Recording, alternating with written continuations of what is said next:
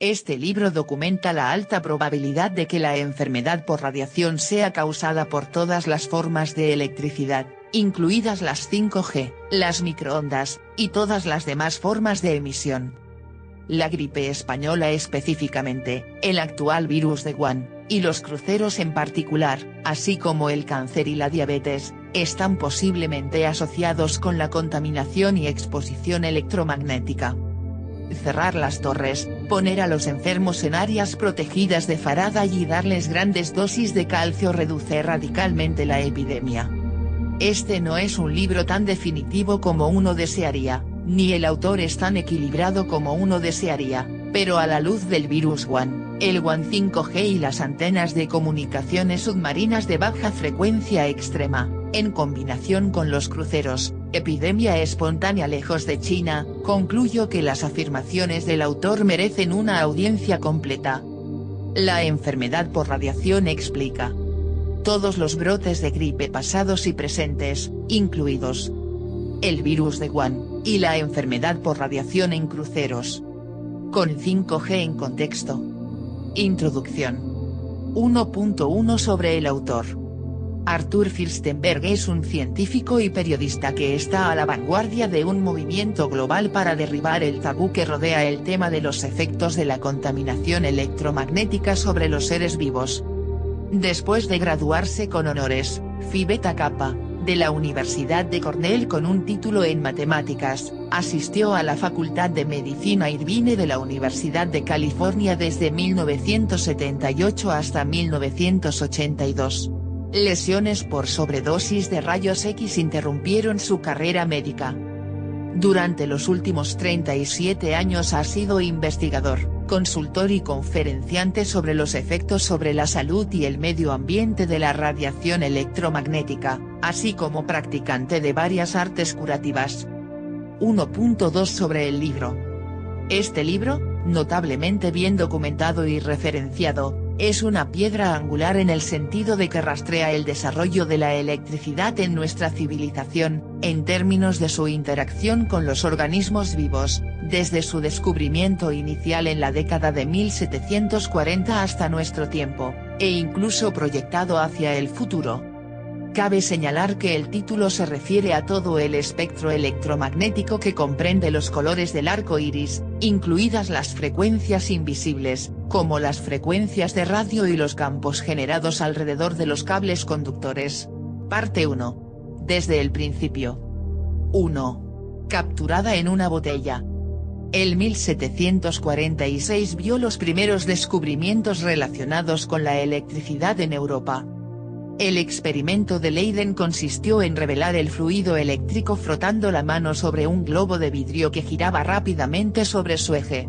La electricidad estática así producida causó una gran impresión en las escuelas, ferias y en personas privadas que tenían los medios financieros para adquirir este dispositivo, con algunos produciendo arcos eléctricos y otros breves descargas eléctricas.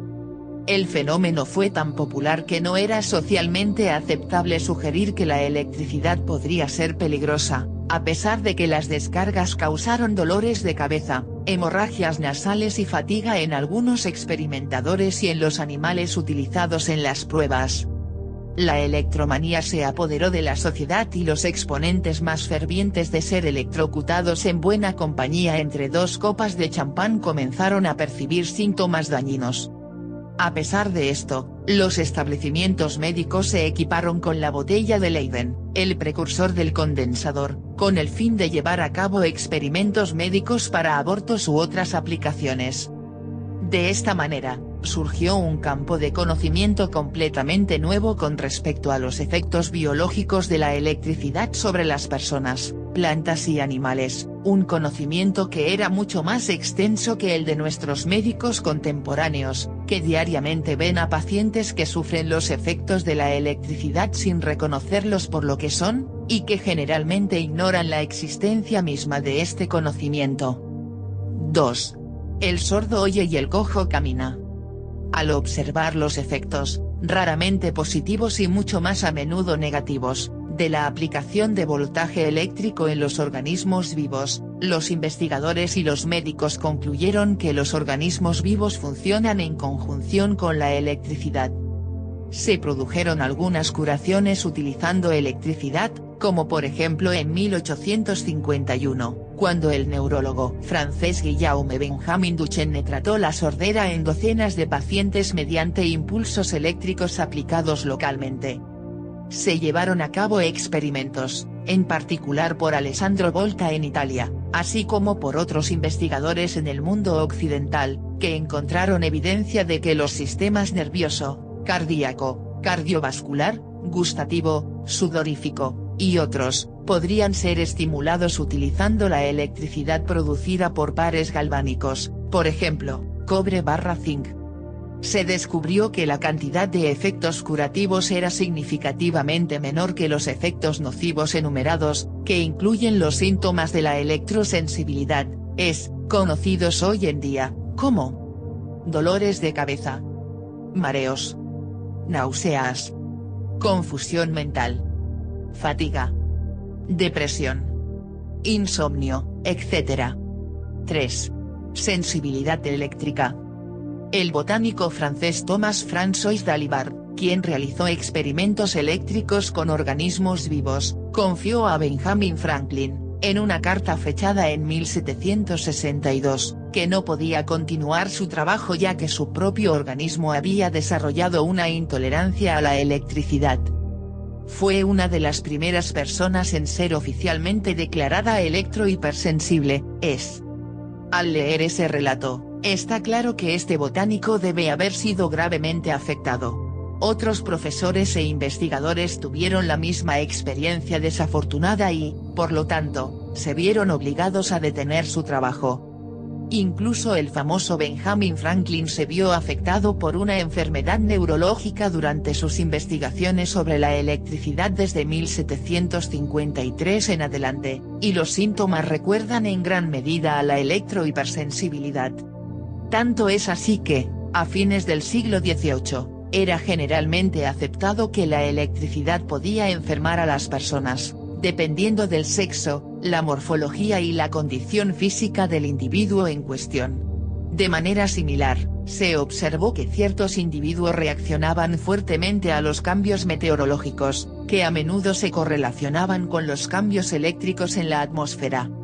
Los nombres de algunos de esos individuos todavía son famosos hoy en día, entre ellos Cristóbal Colón, Dante, Charles Darwin, Benjamin Franklin, Goethe, Víctor Hugo, Leonardo da Vinci, Martín Lutero, Michelangelo, Miguel Ángel, Mozart, Napoleón, Rousseau y Voltaire. 4. El camino no tomado. Durante la década de 1790, la ciencia se enfrentó a una crisis de identidad con respecto a la interpretación y la unificación de los 4 fluidos diferentes: electricidad, luz, magnetismo y calor. En cuanto a la electricidad, por un lado estaba Luigi Galvani, quien consideraba la electricidad como una parte integral del organismo vivo, y por otro lado, la teoría de Volta de que la electricidad era solo un efecto secundario de las reacciones químicas internas en el organismo vivo. Volta, el inventor de la batería eléctrica extremadamente útil, que tenía el potencial de convertirse en una gran mina de oro, logró ganar el argumento contra la visión más global de la interacción entre la electricidad y el organismo vivo. 5. Enfermedad eléctrica crónica. Desde finales del siglo XIX en adelante, los paisajes urbanos se transformaron mediante la instalación de líneas telegráficas en todos los países industrializados. Esta tecnología utilizaba voltajes del orden de 80 voltios en un solo conductor, con la corriente de retorno conectada a tierra. Ese periodo vio la aparición de las primeras corrientes parásitas a las que los seres vivos estuvieron expuestos.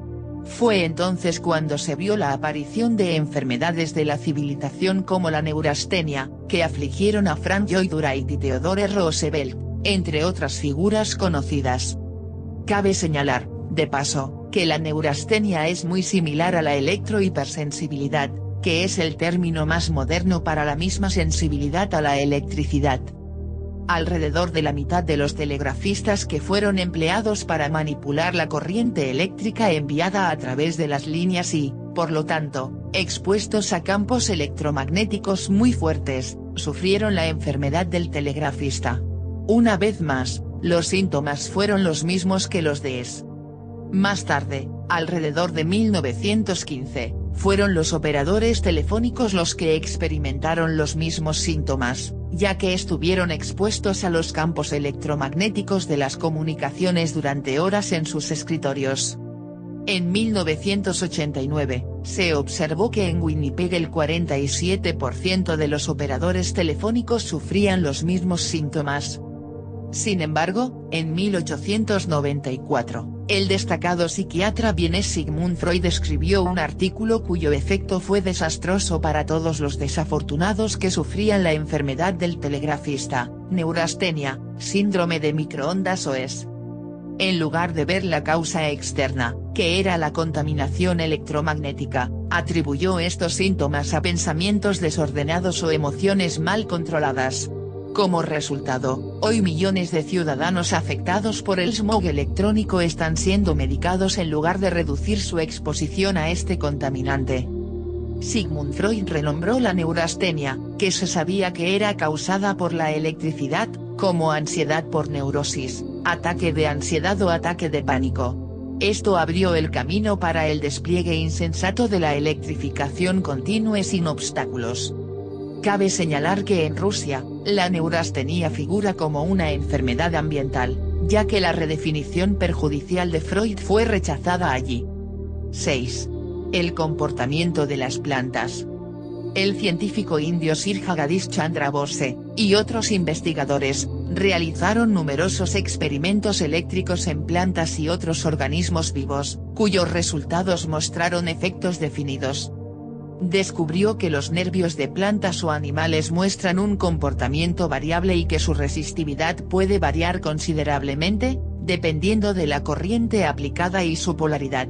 También señaló que la intensidad de corriente necesaria para modificar la conductividad de los nervios es infinitesimal respecto al voltaje aplicado, algo del orden de 0,3 microamperios, 0,3 por 16 A. Esa corriente es significativamente menor que la corriente que se induce a través de una conversación telefónica usando un teléfono celular. Bose también descubrió que el umbral de la bioactividad de una corriente es 1 femtoamperio, 1 por 1015 A.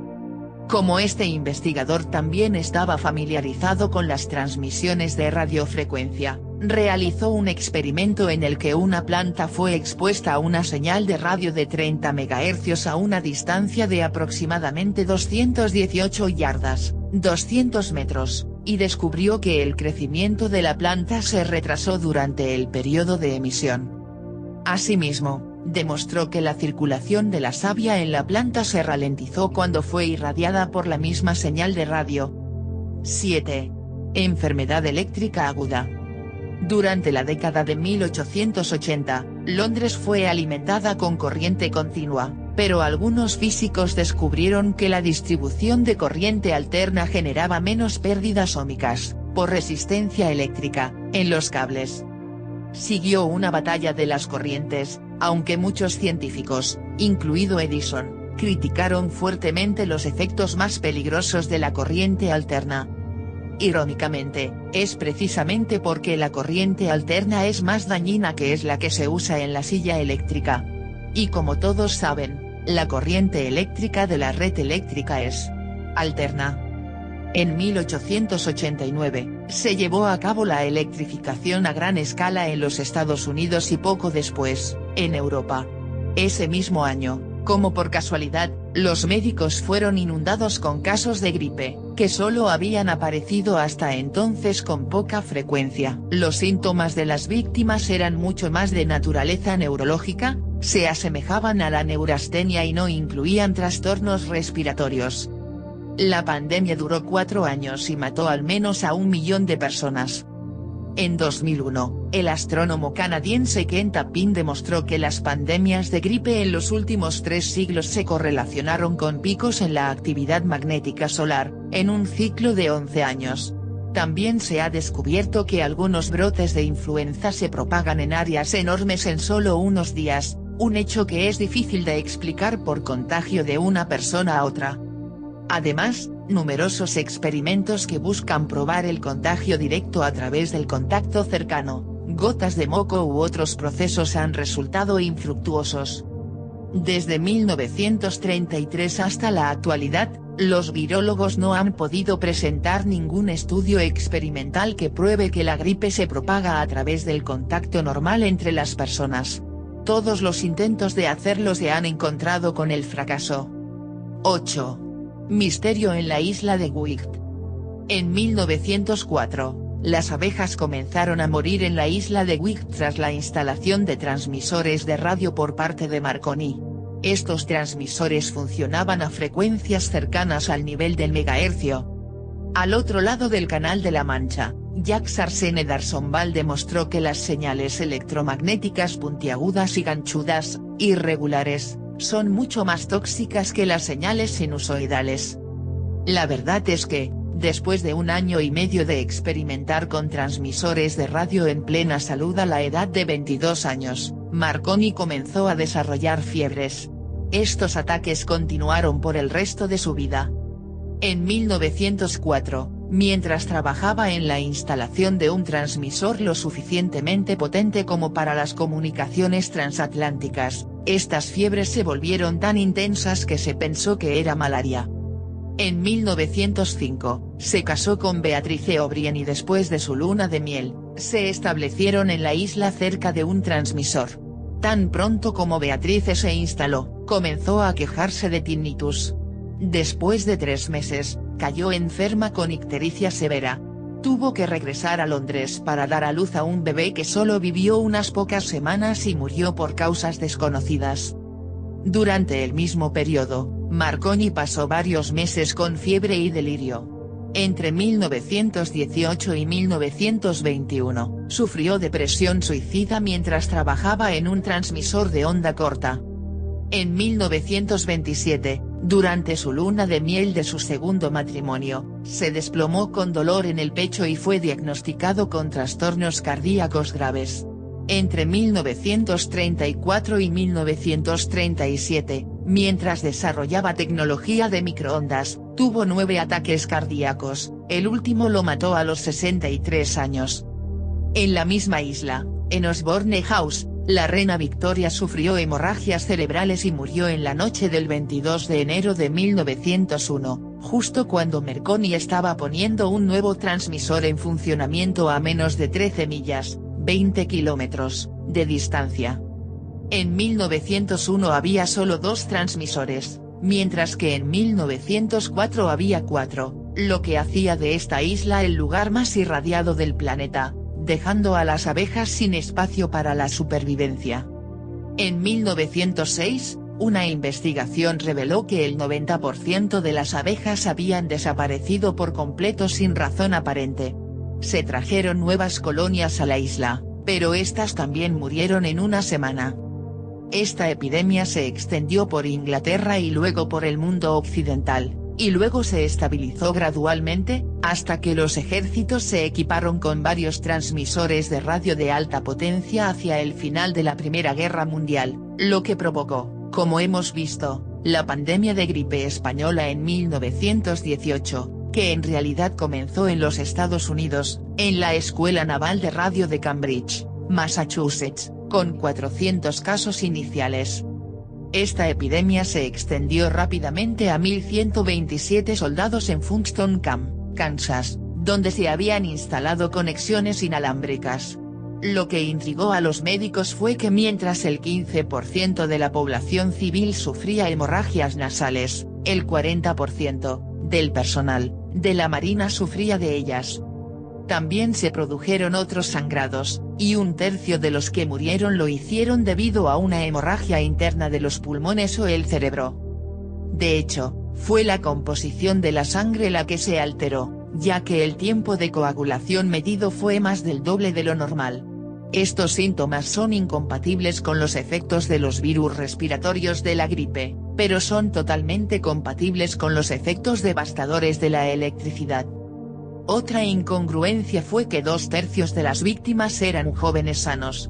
Otro síntoma atípico de la gripe fue que el pulso se desaceleró a frecuencias entre 36 y 48 lpm, latidos por minuto, mientras que este es un resultado común de la exposición a campos electromagnéticos. Además, fue posible tratar con éxito a algunos pacientes con dosis masivas de calcio. El médico militar Dr. George Asoper testificó que el virus se estaba propagando más rápido que la velocidad de movimiento de las personas. Se realizaron varios experimentos tratando de infectar a los sujetos, ya sea por contacto directo o por inoculación con moco o sangre, pero los experimentadores no pudieron demostrar ninguna infección por este medio. Se puede ver que cada nueva pandemia de gripe corresponde a un nuevo avance en tecnología eléctrica, como la gripe asiática de 1957-58, luego de la instalación de un potente sistema de vigilancia por radar, y el brote de gripe de Hong Kong a partir de julio de 1968 en adelante, tras la puesta en servicio de 28 satélites militares para vigilancia espacial a la altitud del cinturón de Van Allen, que nos protegen de la radiación cósmica. 9. La envoltura eléctrica de la Tierra. Con un núcleo que consiste principalmente en hierro, la Tierra, que gira, está protegida principalmente por la ionosfera, luego la esfera de plasma, delimitada por los cinturones de radiación de Van Allen a una altitud de entre 1000 y 55.000 kilómetros, y por su cola.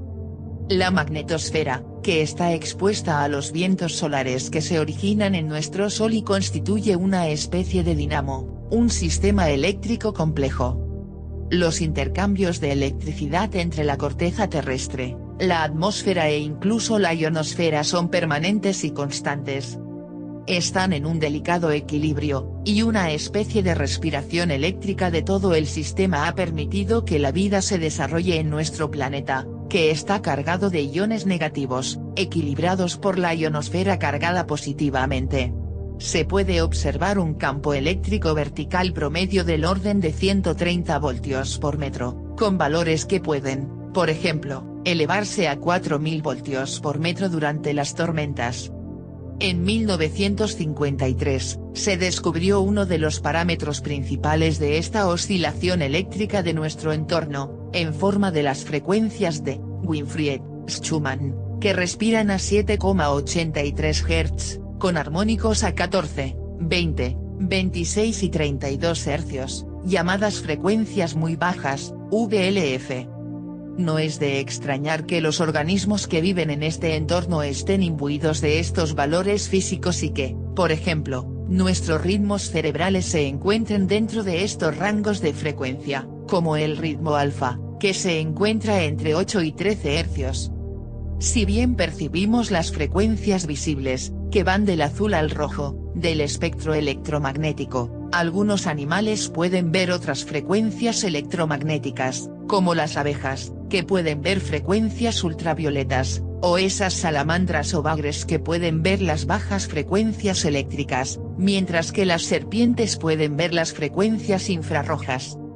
Los experimentos de laboratorio en hámsters, por ejemplo, mostraron que reducir la temperatura y acortar la duración de la luz del día no era suficiente para ponerlos en hibernación. Del mismo modo, los hámsters criados en jaulas de Faraday se negaron a hibernar, a pesar de que los parámetros de luz y temperatura correspondían a los del invierno, hasta que se eliminó la protección de Faraday. Se llevaron a cabo otros experimentos, como el llevado a cabo en el Instituto Max Planck en 1967 por el fisiólogo Rutger Weber, utilizando dos habitaciones subterráneas sin ventanas ni contacto externo, una protegida contra campos electromagnéticos naturales y la otra no. Se demostró que en la cámara blindada, los ritmos circadianos de los voluntarios se desincronizaron y podían variar entre 12 y 65 horas, acompañados de trastornos metabólicos, mientras que los sujetos en la cámara inmersos en los campos de la Tierra mantuvieron un ritmo coherente de alrededor de 24 horas. Y su metabolismo continuó funcionando más normalmente. Se ha demostrado científicamente que un organismo vivo necesita ser bañado en el sistema electromagnético de nuestro entorno natural para funcionar bien. Además, la acupuntura, el método antiguo utilizado en la medicina tradicional china, funciona utilizando nuestras propias propiedades eléctricas y modificando el flujo de energía de los meridianos. Se sabe desde hace algún tiempo, desde la década de 1950, que estos meridianos corresponden en realidad a circuitos eléctricos y que el Qi chino corresponde al concepto de electricidad. Estos meridianos cumplen funciones duales. No solo transportan información y energía internamente de un órgano del cuerpo a otro, sino que también sirven como antenas para captar el flujo de energía electromagnética ambiental. A principios de la década de 1970, los físicos atmosféricos descubrieron que el campo magnético de la Tierra estaba significativamente perturbado por la actividad eléctrica humana. Al inyectar una señal en el espacio y capturar su eco, se estableció que la señal inicial había sido modificada por múltiplos de 60 hercios de la red eléctrica utilizada en América del Norte. Sin embargo, este descubrimiento no impidió que se lanzara el proyecto AAR para modificar deliberadamente las propiedades electromagnéticas de nuestro planeta.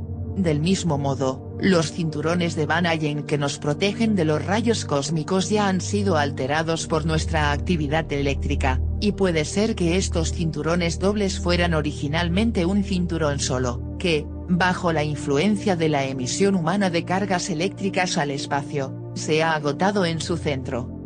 Las observaciones satelitales muestran que la radiación emitida por las líneas de alto voltaje a menudo tiene el efecto de suprimir la radiación natural de los rayos, o relámpagos.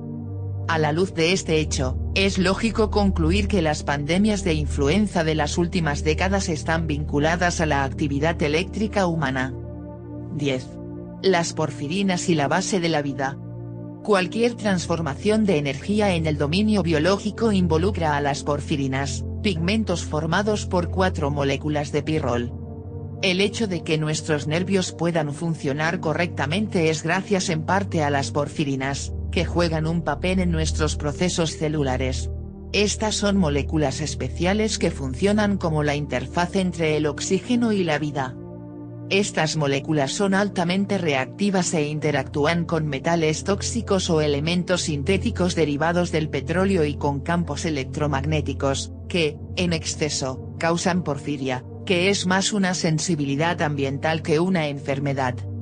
La investigación del Dr. William Morton demostró que el 90% de las personas con sensibilidad química múltiple, MCS, son deficientes en una forma u otra de enzimas que contienen porfirina, al igual que los individuos electrohipersensibles, lo que significa que las dos formas de sensibilidad son solo manifestaciones diferentes, con una y la misma causa. La porfiria, que se descubrió en 1891, afecta aproximadamente al 10% de la población actual y apareció por primera vez al mismo tiempo que la electrificación general del mundo occidental a partir de 1889. Las porfirinas son fundamentales para los efectos del smog electrónico, ya que no solo causan MCS o porfiria, sino también enfermedades cardiovasculares, cáncer y diabetes, ya que están involucradas en una multitud de procesos biológicos energéticos.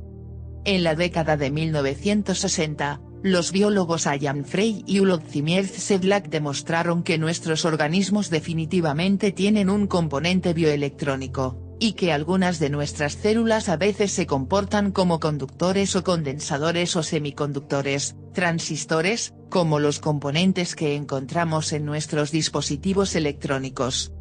Este es el caso de la mielina, la vaina que cubre nuestros nervios, que contiene porfirina unida al zinc. Si los venenos ambientales como los productos químicos o los metales tóxicos afectan este equilibrio, la vaina de mielina se dañará, lo que altera la excitabilidad de los nervios que rodea. Todo el sistema nervioso se vuelve hiperreactivo a estímulos de todo tipo, como los campos electromagnéticos. El sistema entra en un estado de inestabilidad divergente, y el efecto se convierte en la causa. Contrariamente a la opinión de que las mitocondrias son los elementos de nuestras células que producen energía, el concepto de la vaina de mielina como una mitocondria gigante está comenzando a ganar credibilidad. La conexión entre la porfiria y el zinc fue descubierta en la década de 1950 por Henry Peters, en la Facultad de Medicina de Wisconsin. Los pacientes que padecían porfiria y síntomas neurológicos excretaban una gran cantidad de zinc en la orina, lo que lo llevó a la idea de que la quelación de zinc podría mejorar su condición. De hecho, vio una mejora, a pesar de la creencia generalizada de que la deficiencia de zinc está relacionada con esos trastornos específicos. Del mismo modo, ciertos experimentos han demostrado que la quelación de zinc mejora la enfermedad de Alzheimer. Un equipo médico australiano demostró en autopsias que los cerebros de pacientes con enfermedad de Alzheimer contenían el doble de zinc que los pacientes sanos. Parte 2. Hasta el día de hoy. 11. Corazón irritable. En 1980, el paro cardíaco en atletas jóvenes era raro, con solo 9 casos al año. A partir de entonces, los casos aumentaron constantemente en un 10% anual hasta 1996, cuando la tasa se duplicó repentinamente hasta 64 casos, aumentando a 66 en el año siguiente y a 76 en el último año del estudio. La comunidad médica estadounidense no pudo encontrar ninguna explicación para esto, mientras que en Europa en 2002, los médicos ambientales alemanes lanzaron un llamamiento para una moratoria en las antenas y las torres de celulares, ya que las ondas que emitían estaban causando trastornos cardiovasculares. Ese fue el llamamiento de Friburgo. El Dr. Samuel Milam, epidemiólogo del Departamento de Salud del Estado de Washington, demostró a través de su trabajo que las enfermedades cardiovasculares, la diabetes y el cáncer son en gran parte, si no del todo, causados por la electricidad. Paradójicamente, los estudios de colesterol que datan de principios del siglo XX no mostraron que los niveles de colesterol se correlacionaban con un mayor riesgo de enfermedades del corazón, al contrario de lo que se considera comúnmente como un hecho hoy en día. Un estudio de animales en el Zoológico de Filadelfia demostró que desde 1916 hasta 1964, los niveles de colesterol en mamíferos y aves aumentaron en un factor de entre 10 y 20 a pesar de que su dieta no había cambiado en absoluto. El único parámetro que había cambiado drásticamente fue el aumento de las frecuencias de radio. Durante la Segunda Guerra Mundial, varios soldados se quejaron de síntomas similares a los de la neurastenia. Inicialmente se creía, de acuerdo con la doctrina de Freud, que estos soldados sufrían problemas de ansiedad. Sin embargo, el Dr. Mandel Cohen realizó un estudio de 144 casos.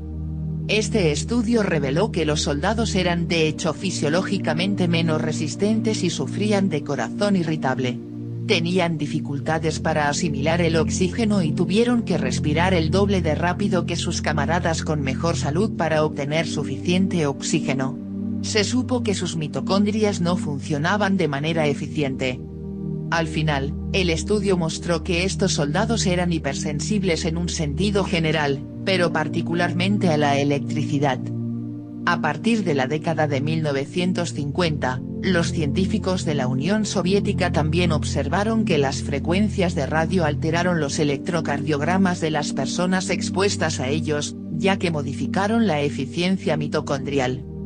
Los gráficos que muestran las estadísticas de las tasas de mortalidad por enfermedad cardíaca desglosadas por el grado de electrificación de los estados estadounidenses en 1931 y 1940 también son muy explícitas y no dejan dudas sobre la toxicidad de los campos electromagnéticos para el corazón, exonerando así al colesterol y las dietas consideradas demasiado altas en grasas. 12. La transformación de la diabetes. Thomas Edison, quien estuvo involucrado en descubrimientos relacionados con la tecnología eléctrica y, por lo tanto, estuvo expuesto a campos electromagnéticos en mucho mayor medida que sus conciudadanos de la época, fue diagnosticado con diabetes, una enfermedad que era muy rara en 1889. Se sabía que otro investigador, Alexander Graham Bell, que trabajaba en el campo de la telegrafía e inventó el teléfono, se quejaba constantemente de los síntomas de la neurastenia, que hoy se conoce como es. En 1915, a él también le diagnosticaron diabetes. En 1876, el libro Enfermedades de la vida moderna de Ward Richardson describió la diabetes como una enfermedad moderna rara causada por el agotamiento mental debido al exceso de trabajo o por un shock en el sistema nervioso.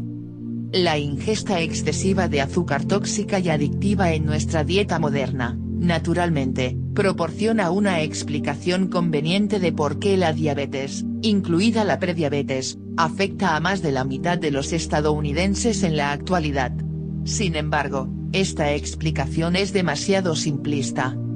Incluso el Dr. Eben Hoslin demostró que entre 1900 y 1917, el consumo de azúcar había aumentado en un 17%, mientras que la mortalidad por diabetes se había duplicado. Más tarde, en 1987, un estudio de nativos americanos mostró tasas radicalmente diferentes de muerte por diabetes, dependiendo del territorio, que van desde 7 por 1000 en el noroeste hasta 380 por 1000 en Arizona. Durante esos años, ni el estilo de vida ni la dieta podrían explicar tal divergencia. Sin embargo, un factor ambiental puede explicar tal diferencia. La electrificación de las reservas de los nativos americanos se realizó a diferentes ritmos, y las del noroeste solo se electrificaron mucho más tarde. Por el contrario, la reserva de Arizona se encuentra en las inmediaciones de Phoenix. Además, esta comunidad de nativos americanos tenía su propia planta de energía y su propio sistema de telecomunicaciones. Otro ejemplo es la población de Brasil, un importante productor de azúcar durante siglos, donde la diabetes todavía era desconocida en 1870, después de que ya había surgido como una enfermedad de la civilización en América del Norte. Incluso hoy en día, los brasileños consumen 70 kilogramos de azúcar refinada por año y por persona, más que los norteamericanos, y aún así tienen 2,5 veces menos casos de diabetes que los Estados Unidos. En Bután, la diabetes era prácticamente inexistente hasta 2002, después de lo cual comenzó la electrificación del país. En 2004, se anunciaron 634 nuevos casos de diabetes, en 2005, 944, en 2006, 1470, y en 2007, 2540, con 15 muertes. En 2012, hubo 91 muertes y la diabetes fue la 8ª causa de muerte en el país, aunque la dieta de las personas no había cambiado. Como vimos en el capítulo anterior, el smog electrónico que actúa sobre las mitocondrias impide el uso eficiente del azúcar absorbido, es decir, la combustión del azúcar. El azúcar que no puede convertirse en energía mecánica es almacenada como grasa por el cuerpo. Los gráficos estadísticos para las tasas de mortalidad por diabetes, desglosados por el grado de electrificación de los estados estadounidenses en 1931 y 1940, también son muy explícitos y no dejan ninguna duda sobre el papel desempeñado por los campos electromagnéticos en la aparición de diabetes a gran escala, exonerando así hasta cierto punto al consumo de azúcar.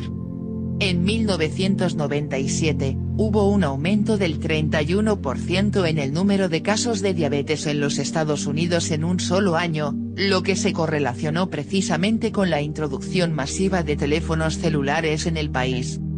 13. El cáncer y la sofocación de la vida. En febrero de 2011, la Corte Suprema de Italia acusó al cardenal Roberto Tuzzi, presidente saliente de Radio Vaticano, de haber creado una molestia pública al contaminar el medio ambiente con frecuencias de radio por negligencia. De hecho, en el periodo de 1997 a 2003, los niños que vivían dentro de un radio de 12 kilómetros de las antenas de radio tenían una tasa 8 veces mayor de leucemia, linfomas o mielomas que aquellos que vivían más lejos. Lo mismo es cierto para los adultos, con una tasa 7 veces mayor. El médico y profesor alemán Otto Heinrich Warburg, ganador del Premio Nobel de Medicina en 1931, demostró que el cáncer es una regresión de las células privadas de oxígeno, lo que las lleva a multiplicarse anárquicamente, como en un mundo primitivo donde el oxígeno no estaba presente en la medida en que es hoy. La privación inicial de oxígeno se debe a un mal funcionamiento de las mitocondrias, que, como hemos visto, puede ser causada por campos electromagnéticos u otros contaminantes, como humo, de tabaco, especialmente, pesticidas, aditivos alimentarios y contaminación del aire. El mismo principio de deficiencia celular de oxígeno se aplica a la diabetes, razón por la cual hay una mayor tasa de cáncer entre los diabéticos que en el resto de la población. En el Zoológico de Filadelfia, de 1901 a 1955, se observó un aumento en la tasa de tumores malignos en los mamíferos, que variaba de 2 a 22 veces más entre esas fechas. Las estadísticas de muerte por cáncer muestran una clara correlación entre la electrificación de los países y las tasas de cáncer. Por ejemplo, en los Estados Unidos, la tasa fue de 6,6 por mil de 1841 a 1850. Posteriormente se duplicó con creces de 1851 a 1860, con una tasa de 14 por mil. La verdadera explicación de esto se puede encontrar en el despliegue masivo del telégrafo en 1854. En 1914, hubo 2 muertes por cáncer entre los 63.000 nativos americanos que vivían en reservas sin electrificación, mientras que en el resto del país la tasa de mortalidad por cáncer fue 25 veces mayor. Entre 1920 y 1921, tras la introducción de las primeras estaciones de radio AM, la mortalidad por cáncer aumentó entre un 3 y un 10% en los países occidentales. Los investigadores suecos Olle Johansson y Orhan Aberg han demostrado una clara correlación entre las tasas de cáncer de mama, próstata y pulmón y la exposición de la población a radiofrecuencias. Señalan un aumento significativo en las tasas en 1920, 1955, 1969 y una disminución en 1978, que corresponde respectivamente al aumento en el smog de radiofrecuencia debido a la introducción de radio AM, radio FM y TV1, la llegada de TV2 en color, y luego el cese de las transmisiones de radio AM. Estos mismos investigadores también han encontrado una correlación lineal muy clara entre el número de transmisores de radio FM por región y la incidencia de melanomas, con las ubicaciones expuestas teniendo 11 veces más melanomas que las zonas blancas. También descubrieron que los melanomas rara vez aparecen en aquellas áreas del cuerpo más expuestas al sol, como la frente, la nariz, los hombros y los pies, pero con mayor frecuencia en esas áreas del cuerpo generalmente protegidas del sol. Además, la proliferación de los cánceres de piel se produjo antes de la moda de las vacaciones en la playa, durante la cual la exposición al sol es intensa. Esto muestra que los melanomas no son causados predominantemente por el sol, sino por las frecuencias de radio.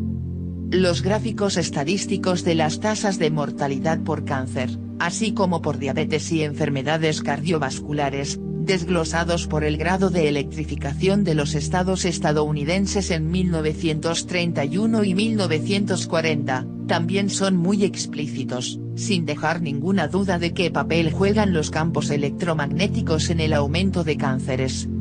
Es difícil encontrar datos genuinos sobre tumores cerebrales, ya que el lobby de los teléfonos celulares se ha infiltrado en este campo durante décadas para encargar estudios sesgados. Uno de sus estudios incluso muestra una disminución en la incidencia de tumores, correlacionando con el uso intensivo de teléfonos celulares. Sin embargo, la Universidad de Calgary ha encontrado evidencia de un aumento del 30% en la incidencia de tumores cerebrales malignos en el periodo de 2012 a 2013, y Lennart Ardell, profesor de oncología en el Hospital Universitario de Örebro en Suecia, ha demostrado que 2000 horas de uso del teléfono celular aumenta el riesgo de desarrollar un tumor en un factor de entre 3 y 8, dependiendo de la edad del sujeto y sus hábitos telefónicos. En 2000, Neil Cherry analizó las tasas de cáncer de niños en San Francisco en relación con la distancia entre su hogar y los transmisores de televisión y radio FM en su Tower. Los niños que viven en colinas o cimas se vieron más afectados. Los que vivían dentro de 1 kilómetro de la antena tenían una incidencia 9 veces mayor de leucemia, una incidencia 15 veces mayor de linfoma y una incidencia 31 veces mayor de cáncer cerebral, en general, una tasa 18 veces mayor que los que viven fuera de ese radio de 1 kilómetro. 14. Animación suspendida. Un tratado práctico sobre el agotamiento nervioso, 1880, de George Miller Beard, el electroterapeuta y amigo de Thomas Edison, contiene una observación intrigante. Aunque estas dificultades no son directamente fatales, por lo que no aparecen en las tablas de mortalidad, aunque, por el contrario, pueden tender a prolongar la vida y proteger el sistema contra enfermedades febriles e inflamatorias, sin embargo, el grado de sufrimiento que causan es enorme. Los que más sufrieron parecían bastante jóvenes para su edad. Además, Beard señaló que una enfermedad rara parecía tener más probabilidades de afectar a los sujetos con neurastenia que al resto de la población. Esa enfermedad era la diabetes. Beard ya había observado que el aumento de la esperanza de vida no iba de la mano con la calidad de vida. La misteriosa correlación entre los sufrimientos de las personas neurasténicas, cuyos síntomas eran los mismos que los de las personas electrohipersensibles contemporáneas, y la prolongación de sus vidas indicaba una disfunción importante. Además, se ha observado durante mucho tiempo que un estilo de vida ascético con una dieta baja en calorías puede aumentar la esperanza de vida y la salud. Este es el caso, por ejemplo, de la población de Okinawa, donde el número de centenarios es 40 veces mayor que el de la población de prefecturas más ricas del norte. Los investigadores en el campo del envejecimiento han señalado que la fuerza que impulsa y sostiene nuestras vidas es el sistema de transporte de electrones en las mitocondrias de nuestras células. Es aquí donde se combinan el aire que respiramos y los alimentos que comemos, a un ritmo que determina nuestro ritmo de envejecimiento y, por lo tanto, nuestra esperanza de vida.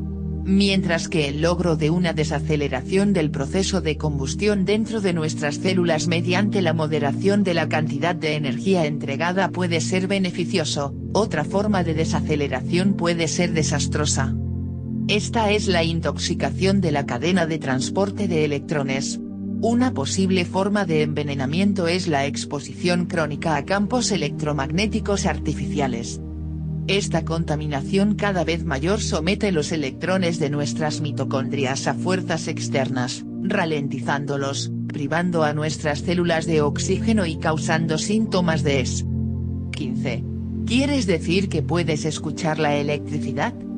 En 1962, una mujer contactó a la Universidad de Santa Bárbara, Estados Unidos, para pedir ayuda para encontrar la fuente del misterioso sonido que escuchaba en todas partes en su hogar, a pesar de que vivía en un tranquilo barrio residencial. Este sonido la mantenía despierta y era perjudicial para su salud.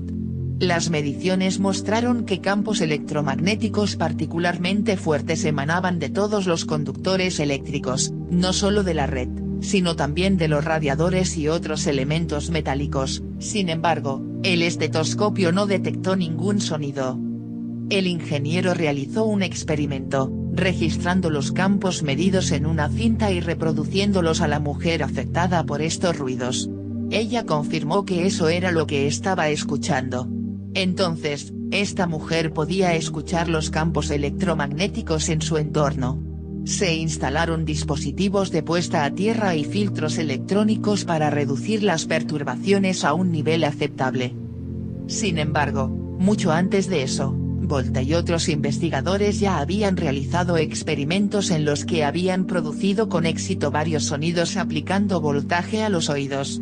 Mucho más tarde, a fines de la década de 1960, el biólogo Ian Frey publicó artículos sobre la capacidad de algunos sujetos para escuchar las emisiones de una instalación de radar. El modelo mecánico del funcionamiento del oído tal como se enseña en las escuelas no proporciona ninguna explicación para estos fenómenos observados. Al notar esto, el bioquímico Lionel Naftalin desarrolló un nuevo modelo del funcionamiento del oído humano, teniendo en cuenta el conocido fenómeno de la piezoelectricidad, una fuerza utilizada por los electrónicos, que descubrió en el gel que cubre los cilios, o células ciliadas, del oído interno.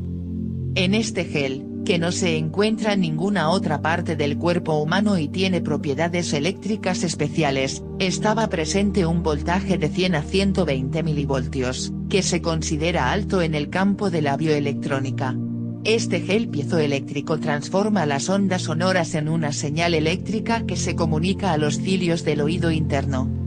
Este nuevo modelo revisado del funcionamiento del oído humano no solo explica la capacidad de ciertos sujetos para escuchar una señal electromagnética bajo ciertas condiciones, sino también por qué las personas de hoy en día sufren tinnitus y por qué ciertos grupos de personas, que representan del 2 al 11% de la población mundial, escucha un zumbido global en todo el planeta. Hoy en día, alrededor del 44% de los adultos estadounidenses sufren tinnitus a varios niveles de intensidad, mientras que en Suecia el número de jóvenes afectados fue del 12% en 1997 y del 42% en 2006. Estos sonidos parásitos son en gran parte el resultado de vivir en un ambiente que está muy contaminado con todo tipo de campos electromagnéticos artificiales. 16. Abejas, pájaros, árboles y humanos. Alfonso Balmori Martínez, un biólogo español, ha correlacionado la densidad de población de gorriones con los valores de radiación de radiofrecuencia en sus hábitats. Los gorriones no pueden sobrevivir en los lugares más irradiados, donde los niveles superan los 3 V/m, mientras que todavía hay 42 aves por hectárea a niveles de 0,1 V/m. También ha observado un cambio marcado en el comportamiento de las cigüeñas, por el cual las parejas de cigüeñas lucharán, en lugar de construir el nido o incubar los huevos, si están a 200 metros o menos de una torre del celular. El Reino Unido clasificó al gorrión doméstico como una especie en peligro de extinción después de que su población disminuyó en un 75% entre 1994 y 2002. Un periodo que coincidió con el despliegue de la tecnología de telefonía celular. Los criadores de palomas mensajeras en varios continentes han descubierto que, cuando se liberan, hasta el 90% de las palomas no logran regresar al palomar, mientras que este porcentaje normalmente debería ser diminuto. En 2000, los criadores ingleses trataron de cambiar la ruta de una carrera para evitar las torres de celulares, a fin de darles a las palomas una mejor oportunidad de regresar con éxito. En 2004, esos mismos criadores encargaron estudios más extensos sobre el impacto de las microondas en las palomas. En 2002, el Servicio de Parques Nacionales de Estados Unidos emitió una nota a los biólogos que estudian el comportamiento de los animales salvajes, explicando que los chips RFID implantados en esos animales para rastrearlos con frecuencias de radio pueden alterar radicalmente su comportamiento debido a las frecuencias de radio generadas. En entornos contaminados por campos electromagnéticos, los petirrojos no pueden orientarse para la migración, mientras que cuando están en una jaula de Faraday, pueden hacerlo. Un experimento sobre renacuajos de rana criados en 2 piscinas separadas dentro de los 140 m de una torre de celular, uno sin y otro con blindaje electromagnético, mostró tasas de mortalidad del 90% y 4% respectivamente. El mismo tipo de efectos nocivos se encuentran en los insectos cuando están expuestos al smog electrónico que encontramos a diario, y el Dr. Panagopoulos, que ha experimentado con moscas de la fruta, Drosophila, informa que la exposición a las microondas en niveles comunes, incluso por solo unos minutos al día durante unos días, es el peor factor estresante conocido en nuestra vida diaria, incluso peor que los químicos o los campos electromagnéticos de baja frecuencia. Las abejas también se ven afectadas negativamente, como vimos en la isla de Wight al comienzo de este resumen. El Dr. Daniel Fabre, Suiza, ha demostrado que, en presencia de microondas, las abejas emiten el sonido típicamente escuchado cuando enjambran, lo que sugiere que los insectos quieren escapar de la fuente de emisión. El ácaro varroa generalmente es culpado del síndrome de colapso de colonias, sin embargo, olvidamos que este ácaro ha convivido con las abejas durante mucho tiempo. Además, a menudo se puede observar que hoy en día, incluso una colonia muerta no está infestada de parásitos, aunque este solía ser el caso antes. El dedo acusador también es apuntado a los pesticidas, sin embargo, como hemos visto, el 90% de las abejas en la isla de Wight desaparecieron sin que se haya utilizado ningún pesticida en esa área. La verdadera causa del colapso de colonias se encuentra en los campos electromagnéticos generados por el hombre, especialmente en la tecnología de los teléfonos celulares. En la década de 1980, surgió un tema candente, la muerte de los bosques. Esto se atribuyó a la lluvia ácida, pero las áreas más remotas con el aire más limpio se vieron igualmente afectadas. Una investigación se llevó a cabo en Alemania y Suiza, y aunque el suelo en los bosques afectados resultó ser ácido, la observación y la experimentación mostraron que dicha acidez también podría ser el resultado de la lenta electrólisis del suelo a través de árboles expuestos a las ondas de radar, por ejemplo. Además, los árboles en las cimas se vieron más severamente afectados ya que estuvieron más expuestos a los nuevos radares instalados en la década de 1970. Se hizo otra observación en el momento de la caída del muro de Berlín. Los gigantescos radares rusos en Skruda, que irradiaban fuertemente toda la región en su tarea de monitorear al occidente, no solo habían causado daños al bosque, sino también a los animales y a los seres humanos. Después de numerosos estudios, se descubrió que los anillos de crecimiento de los árboles durante los años en que operaban los radares eran mucho más pequeños que los de antes o después de ese periodo. En Schwarzenburg en Suiza, se instaló una antena de radio de onda corta en 1939, y la potencia de transmisión se incrementó posteriormente a 450 kW en 1954. Esto fue seguido por un deterioro en la salud de los habitantes locales, que se quejaban de los síntomas de ES. Los niños de la aldea tenían dificultades en la escuela y parecían incapaces de avanzar a la educación superior, a diferencia de los niños de las aldeas vecinas menos expuestas. Finalmente, en 1992, se realizó un estudio que confirmó que, dentro de un radio de 900 m de la antena, los parámetros de análisis fisiológicos de las personas y animales en el sitio eran anormales. También se descubrió que los anillos de crecimiento de los árboles estaban comprimidos, pero solo en el lado que miraba hacia la fuente de radiación. El día 28 de marzo de 1998 el transmisor fue clausurado, y se llevó a cabo un estudio antes y un después. Esto demostró que los niveles de melatonina de los 58 sujetos evaluados habían aumentado nuevamente. Un aldeano de 50 años finalmente pudo dormir por una noche completa sin interrupción por primera vez en su vida. El 29 de mayo de 1996, Philippe Roch, director de la Oficina para el Medio Ambiente, declaró que había una correlación comprobada entre los trastornos del sueño y las operaciones de comunicaciones. 17. En el país de los ciegos. ¿Cuánto tiempo tenemos que esperar antes de poder decir: tu teléfono celular me está matando, en lugar de soy hipersensible? Y sin embargo, la cantidad de personas que sufren dolores de cabeza debido al uso de teléfonos celulares es enorme. En 2010, 2/3 de los estudiantes universitarios ucranianos entrevistados admitieron el hecho de que no es socialmente aceptable discutir abiertamente este tema. Gro Harlem Brundtland es cuando era jefe de la Organización Mundial de la Salud. Ella fue bastante abierta sobre el hecho, pero se vio obligada a renunciar a su cargo un año después. Esto disuadió a otras figuras públicas de alto rango de seguir su ejemplo. Solo una minoría de personas que sufren de contaminación electromagnética saben de qué están sufriendo, mientras que la gran mayoría no tiene idea. Toda la población está siendo electrocutada por control remoto y uno casi tiene que disculparse por ser electrosensible o, para ser precisos, electrohipersensible, como si uno tuviera que disculparse por ser hipersensible al cianuro. La verdad es que la electricidad, como se usa actualmente, es tóxica. Además, los gráficos estadísticos muestran claramente un aumento en la tasa de mortalidad de los habitantes de 9 ciudades estadounidenses poco después de que se pusieron en funcionamiento las primeras estaciones base, de telefonía móvil. Este aumento de la mortalidad oscila entre el 25 y más del 80%.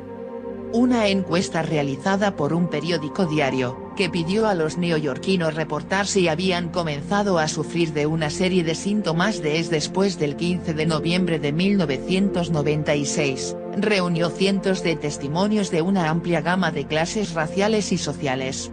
La fecha en cuestión fue el día en que entró en funcionamiento la primera red de telefonía celular. El Grupo de Trabajo sobre Teléfonos Celulares, Cellular Phone Task Force, una organización iniciada por Arthur Firstenberg en 1996, está inundado de solicitudes de ayuda de personas dañadas por las frecuencias de radio de microondas. Proliferan tantos emisores de todo tipo, desde Wi-Fi, WiMAX, estaciones de radar e irradiación emitida desde el cielo por satélites de telecomunicaciones, que parece que pronto no habrá a dónde escapar. El profesor Oye Johansson, del prestigioso Instituto Karolinska, famoso por otorgar el Premio Nobel de Medicina, se ha centrado en demostrar los efectos del smog electrónico en los organismos vivos desde 1977. El éxito de sus estudios lo llevó a ser marginado en su instituto, la financiación de su investigación desapareció y recibió amenazas de muerte. En una ocasión, escapó por poco de un atentado contra su vida a través del sabotaje de su motocicleta. A pesar de todo, continúa informando al mundo de la verdad para defender, entre otros, a aquellos que sufren de ES, cuyas vidas se han convertido en un infierno en la tierra. Le indigna la forma en que los gobiernos de los llamados países democráticos simplemente han abandonado a las víctimas de las frecuencias de radio a su suerte. La doctora Erika Mayer Blite, que tiene doble nacionalidad británica y estadounidense, completó sus estudios en 1998. En 2007, después de seguir a su esposo piloto F-16 a los Estados Unidos, se vio gravemente afectada por ES sin darse cuenta. Sus investigaciones en Internet finalmente le permitieron comprender lo que le estaba sucediendo. Como doctora, estaba desconcertada de cómo podría existir una condición tan profunda e incapacitante sin que ella nunca haya oído hablar de ella en su profesión. Para tranquilizarse, decidió someterse a una resonancia magnética para descartar el riesgo de cáncer cerebral. Ella creyó que su muerte era inminente cuando se activaron las pulsaciones de alta frecuencia, pero recuperó su salud y vitalidad en Death Valley, California, lejos de las frecuencias de radio. Desde entonces, se ha dedicado a informar y ayudar al 5%, al menos, de la población que es ES y ha sido totalmente abandonada por las autoridades. Yuri Grigoriev, quien generalmente es considerado el abuelo de la investigación electromagnética en Rusia, está extremadamente preocupado por los jóvenes sobre todo, y ha declarado que esta es la primera vez en la historia de la humanidad que los cerebros de las personas están expuestos abiertamente a las microondas, lo cual es extremadamente grave a los ojos de un radiobiólogo. En particular, cita un estudio coreano que muestra que el trastorno por déficit de atención con hiperactividad, TDA, en niños está relacionado con el uso de teléfonos celulares. A fines de la década de 1990, el neurocirujano sueco Leif Salford y su equipo probaron que los teléfonos celulares hacen que la barrera hematoencefálica sea permeable, causando la enfermedad de Alzheimer. En 2003 demostraron que una sola exposición de solo 2 horas causa daño permanente al cerebro. En 2015, los científicos turcos irradiaron ratas durante 1 hora al día durante un mes, utilizando ondas típicas de teléfonos celulares. Las ratas irradiadas tuvieron un 10% menos de células cerebrales que las no tratadas, control. El mismo equipo experimentó con ratas preñadas durante 9 días al mismo nivel de radiación. La progenie de las ratas mostró degeneración del cerebro, la médula espinal, el corazón, los riñones, el hígado, el bazo, el timo y los testículos. El mismo experimento repetido en ratas jóvenes causó atrofia de la médula espinal junto con una disminución de la mielina, como la observada en la esclerosis múltiple. En septiembre de 1998, los primeros 66 satélites para telefonía espacial entraron en funcionamiento, lo que provocó un aumento en la tasa de mortalidad nacional de los Estados Unidos de casi 5% en las 2 semanas posteriores. Durante el mismo periodo, se observó que las aves ya no volaban y que las personas con ES estaban especialmente enfermas. Hoy en día, unos 1100 satélites artificiales vuelan sobre nosotros, pero varias compañías, Google, Facebook, SpaceX, OneWeb y Samsung, planean lanzar hasta 4600 nuevos satélites de comunicaciones cada una para 2020, para cubrir todo el planeta con acceso a Internet de alta velocidad. En 1968, incluso la primera pequeña flota de 28 satélites militares precipitó una pandemia mundial de gripe. A diferencia de una antena terrestre, cuya radiación se atenúa mucho cuando llega a la magnetosfera, los satélites actúan directamente sobre ella a través de mecanismos que todavía no se conocen bien, lo que compromete la vida en la Tierra. Hemos olvidado las advertencias de Ross Day, el abuelo de la bioelectromagnética, y del físico atmosférico Neil Cherry, de que estamos regulados eléctricamente por el mundo que nos rodea y que el nivel seguro de exposición a las radiofrecuencias es, por lo tanto, 0. Esta iniciativa potencialmente catastrófica debe ser combatida y la organización que lidera el camino es la Unión Global contra el Despliegue de Radiación desde el Espacio, Global Union Against Radiation Deployment from Space, GWARDS. En 2014, el médico Tetsuharu Shingyo publicó un estudio antes y después. Evaluó la salud de 122 habitantes de un edificio en el que se habían instalado antenas de estación base, de telefonía móvil. 21 sufrían fatiga crónica. 14 mareos o la enfermedad de Meniere, una enfermedad del oído interno. 14 dolores de cabeza. 17 dolores o infecciones oculares. 14 insomnio. 10 hemorragias nasales crónicas. 5 meses después de que se retiraron las antenas, solo quedaron 2 casos de insomnio, 1 caso de vértigo y 1 caso de dolores de cabeza.